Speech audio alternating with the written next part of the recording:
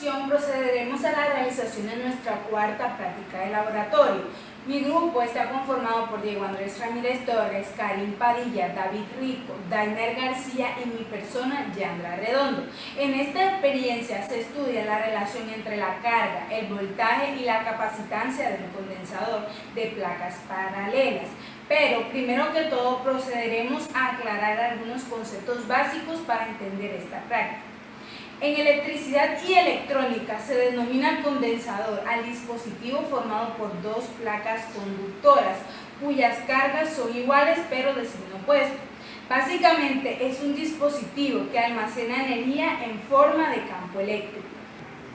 Al conectar las placas a una batería, tenemos que esa carga es proporcional a la diferencia de potencial aplicada, siendo la constante de proporcionalidad la capacitancia, o sea, el condensador. Los conductores tienen generalmente forma de láminas, esferas o cilindros concéntricos, los cuales están separados por un material dieléctrico o por un aislante. Hay diferentes tipos y formas de condensadores diferentes, desde los pequeños condensadores que se utilizan en circuitos de resonancia o grandes condensadores para estabilizar líneas de HVDC. Pero todos los condensadores están haciendo el mismo trabajo, que es el de almacenar carga eléctrica. La forma de un condensador puede ser rectangular, cuadrada, redonda, cilíndrica o esférica. Una resistencia, un condensador ideal no disipa energía. Para los diferentes tipos de condensadores están disponibles diferentes símbolos. En el Sistema Internacional de Medidas se mide en faradios. F. Un faradios es la capacidad de un condensador siempre que sus conductores sometidos a una diferencia de potencial de 1 voltio adquieran una carga eléctrica de 1 coulomb.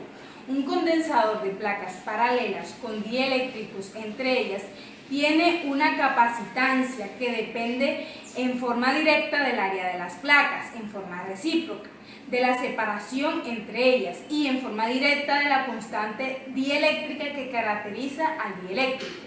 El dieléctrico se utiliza en el condensador para aumentar la capacitancia. La capacitancia puede variar dependiendo de la forma del condensador. La capacitancia se puede calcular mediante el uso de las características de los conductores y las propiedades del material dieléctrico.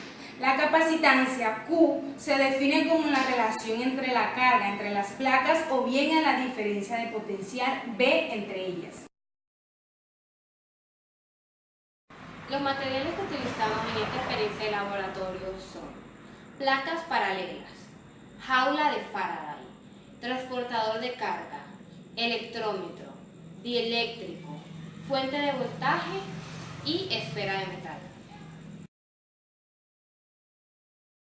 El objetivo general en esta experiencia de laboratorio es describir la relación entre la capacitancia, la carga y la diferencia de potencial para un sistema de placas paralelas. Los objetivos específicos para esta experiencia de laboratorio son: primero, definir empíricamente la relación entre la diferencia de potencial y la carga manteniendo constante la capacitancia. Tercero, definir la relación empírica entre la carga y la capacitancia manteniendo constante la diferencia de potencial. Tercero, definir empíricamente la relación entre la diferencia de potencial y la carga manteniendo constante la capacitancia. Cuarto, medir la constante dieléctrica para algunos elementos no conductores. A continuación tenemos un procedimiento en el que, después de hacer las conexiones necesarias y tener ya separada la fuente de energía, procedemos a tocar una vez y tocarla en el polo positivo, en el cual aumenta, como se ve, aumentó 18, ahora hay que hacer lo mismo, volvió a aumentar a 30, lo mismo. Este es el caso 1 del laboratorio. Al realizar el caso 1, observamos que al tocar la esfera metálica y después tocar la placa condensadora, va elevando el número de electrones casi igualmente. Como vimos, primero pasó de 18 a 30 y de 30 a 44. A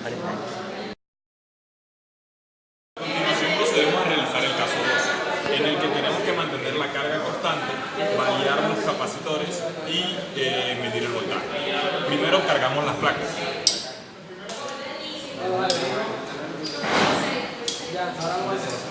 A continuación, cuando ya las placas están cargadas, que dio un total de 34, reiniciamos con el botón 0 para medir la capacitancia cada vez con más distancia.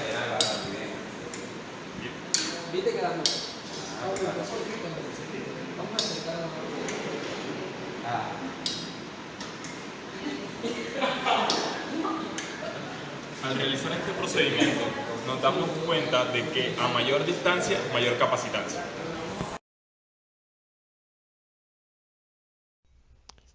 En el caso 1 podemos observar que la carga es variable. ¿Qué quiere decir esto? Que la carga va a variar cada vez que toquemos la esfera y la pasemos al medidor. Va a ir aumentando. La capacitancia es constante, es decir, que en cada procedimiento va a ser la misma. Y el voltaje es el que calculamos. Hicimos 3 procedimientos obteniendo 3 voltajes. El primero es de 18 voltios, el segundo de 30 voltios y el tercero de 44 voltios. Vemos que en cada voltaje existe una diferencia prácticamente constante, es decir, que la diferencia de voltaje es muy similar en cada procedimiento que se realizó. Para el segundo caso tenemos que la carga es constante, es decir, va a ser la misma en cada procedimiento. La capacitancia es variable. Realizamos 3 procedimientos para cada capacitancia, que en este caso son 2. Puesto que la capacitancia varía dependiendo de la distancia que hay entre las placas, variamos la distancia entre las placas para que esta capacitancia fuera también variable.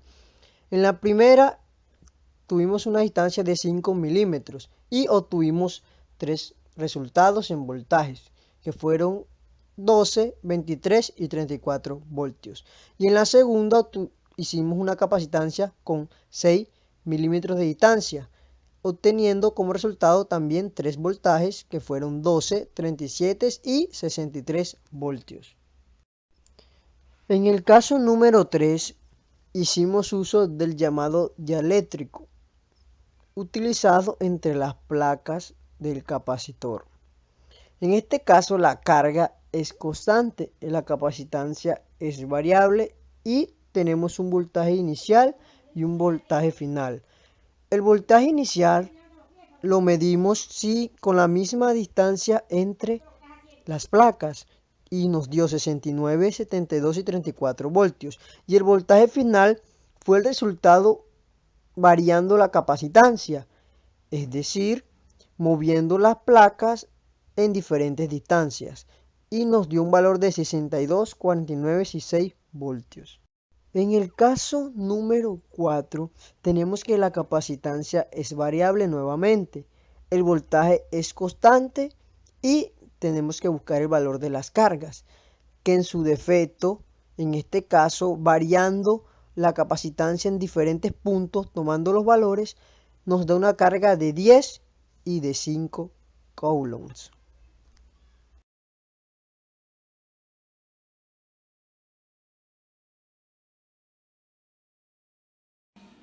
En la primera pregunta nos piden analizar la relación que hay entre mantener la capacitancia de manera constante mientras la carga varía. En esto encontramos un aumento de manera constante y uniforme en el diferencial de potencial eléctrico. Por ejemplo, voy aumentando en números pares por múltiplos de 10, en múltiplos de 2 o múltiplos de 3. Eso observamos entre más aumentamos la carga y la capacitancia se mantiene constante. En la segunda pregunta nos piden analizar lo que sucedía manteniendo el diferencial de potencial eléctrico constante con la carga y ver qué sucedió con la capacitancia mientras separábamos las placas de manera constante. Lo que vimos fue que entre más se separaban las placas tenemos una mayor capacitancia, dando los resultados no solamente de diferencias muy grandes, sino que entre más se separaban las placas Entre más centímetros habían de placa a placa, más capacitancia obtuvimos. Por lo tanto, concluimos que a mayor distancia, mayor capacitancia. En la tercera pregunta nos piden analizar la relación que hay entre la capacitancia y el diferencial de potencial eléctrico mientras la carga permanece constante. A la carga permanecer constante, lo único que van a variar en esta ecuación vendría siendo la carga, la capacitancia y el diferencial de potencial eléctrico. Y al la carga permanecer constante, ya conocemos por ende su valor. Quedando en la fórmula la carga multiplicada, la carga siendo igual a la capacitancia multiplicada por el diferencial de potencial eléctrico, dándonos así una variante en la capacitancia y diferencial de potencial eléctrico, y la carga permaneciendo igual. En la cuarta pregunta nos piden analizar qué sucede si introducimos un dieléctrico en medio de ambas placas y luego las acercamos hasta el punto en que se toquen. Lo que sucede es que, como en todo caso en el que se acercan uno o más cuerpos cargados o uno que no le está, pues básicamente lo que sucede es que ocurre una transmisión de electrones de ambas placas al dieléctrico, quedando así ambas placas con cargas diferentes a las iniciales, dependiendo de la carga también que tiene el dieléctrico, ya siendo positiva o negativa. En eso variaban prácticamente ambos casos. En la sexta y última pregunta nos piden analizar qué función cumple el dieléctrico cuando se introduce en medio de las placas. Es una pregunta bastante sencilla. Básicamente lo que ocurre con el dieléctrico es que actúa como un polo a tierra, tratando de desviar a tierra toda la cantidad de carga que le sea posible, o de absorber en sí mismo la cantidad de carga que sea posible que esté en el sistema de ambas placas. En la pregunta número 5 nos piden analizar la relación empírica que existe entre la carga, el diferencial de potencial eléctrico y la capacitancia de un capacitor o de un generador de energía. Pues básicamente que en este caso la capacitancia vendría siendo la cantidad de carga dividida entre el diferencial de potencial eléctrico, o básicamente, en palabras más simples, la cantidad de carga y la cantidad de energía que puede soportar el capacitor. La capacitancia vendría siendo eso, la cantidad de carga y energía que puede soportar el capacitor.